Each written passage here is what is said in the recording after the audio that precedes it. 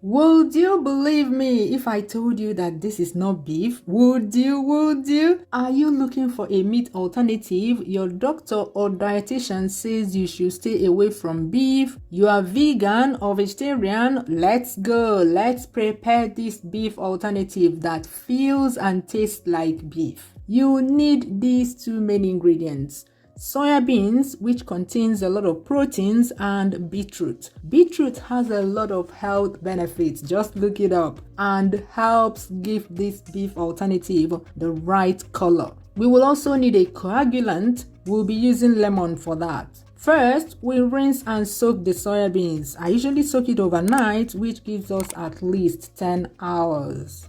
Now, let's talk about the seasonings you can add to this meat alternative. You can add a range of seasonings depending on what you use the resulting beef alternative to prepare. More on this later.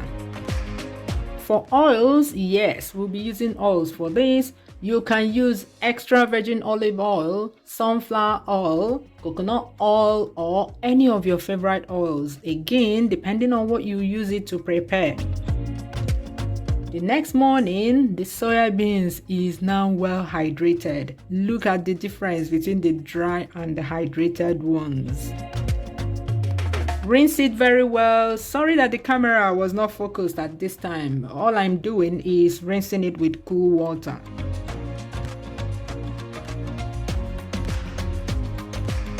Then blend with clean water.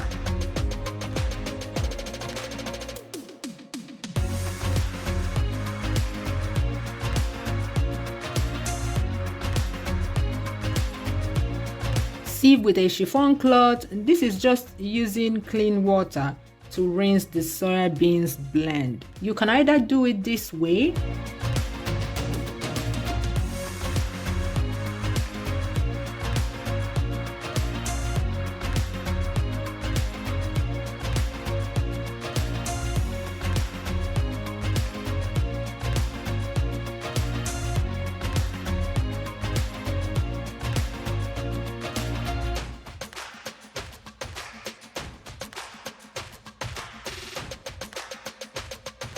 or you first of all saturate the blend with water, then pour through a chiffon cloth. The problem with the second method is that you end up with too much soya milk. Yes, actually what we are getting at the other side of the chiffon cloth is soya milk, and you don't want to end up with one drum of soya milk. So find a balance when extracting the soya milk. When done, pour that in a pot big enough for the foaming that will happen shortly.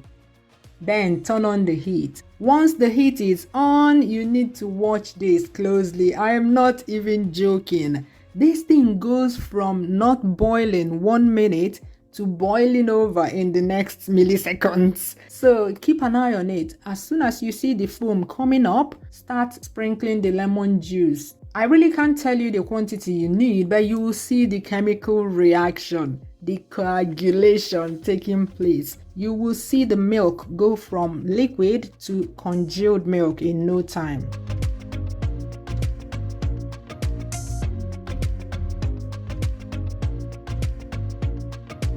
Yes, keep fighting that foaming with lemon juice as it tries to rear its head.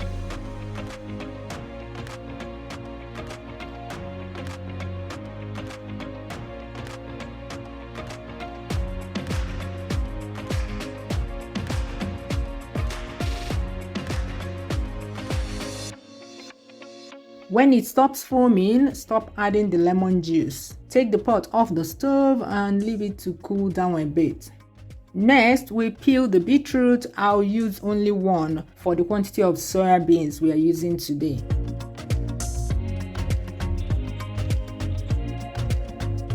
Rinse and cut it into pieces. Place in a pot. Pour water to cover it and start cooking. When the coagulated soya milk, which is known as tofu, cools down a bit, you will see that the water has fully separated from the tofu. Pour in a sieve.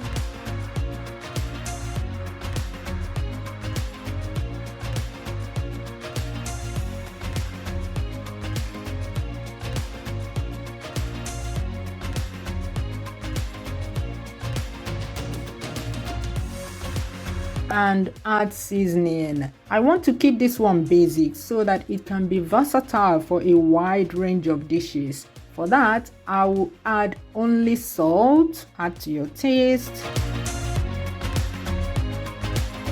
dry ground cayenne pepper.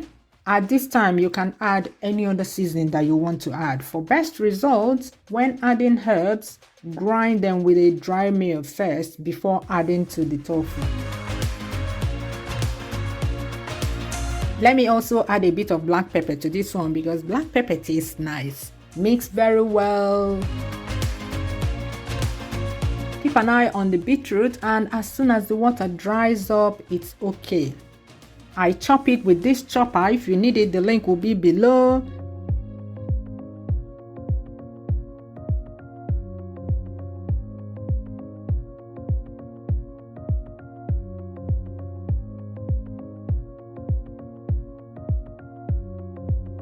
Add some tofu if necessary and blend together to get a smoother blend.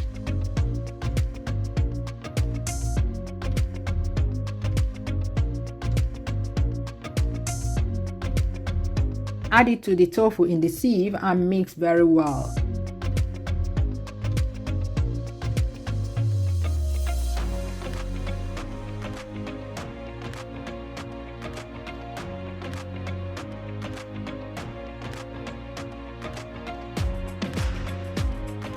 Put everything in a muslin bag. If you don't have this bag, you can use a cotton pillowcase for this. Either a brand new one or the one reserved solely for this purpose. I am using this, what do I call it? Yeah, this rectangular sieve because I want my end result to be a flat slab, but you can just tie up the bag into a ball.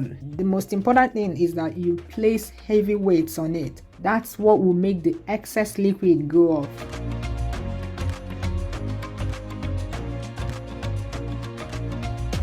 Look at the blood coming out from the meat. I tell you, the color of this beetroot is something else. It's a good thing that it does not stain utensils, else it would condemn every utensil used in this preparation. Have you liked this video yet? Have you? Like because washing up all the utensils used in making this video for you guys is not easy. Thank you. The next day, this is what we have.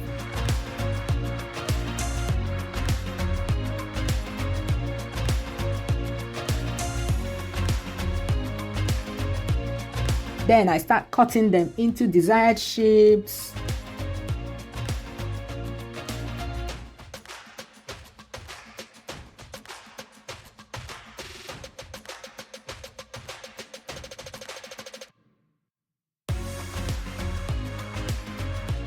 Alternative hamburger.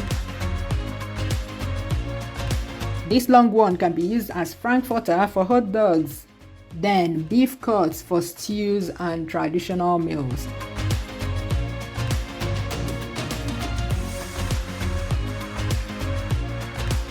These ones that are scattered like this are used as beef mince, minced beef or ground beef, whatever you call it. Place them in an oven tray lined with a baking sheet.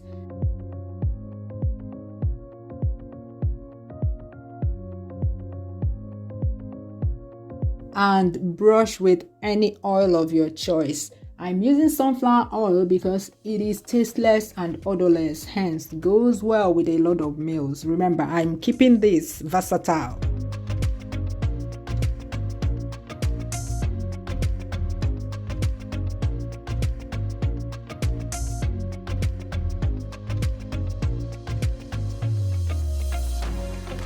Then start baking in a preheated oven at 200 degrees Celsius, that's 400 Fahrenheit.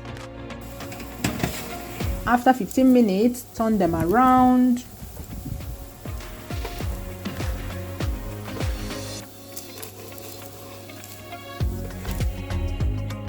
It's ready after a total of 30 minutes of baking. See what the inside looks like. Spongy, tasty and chewy.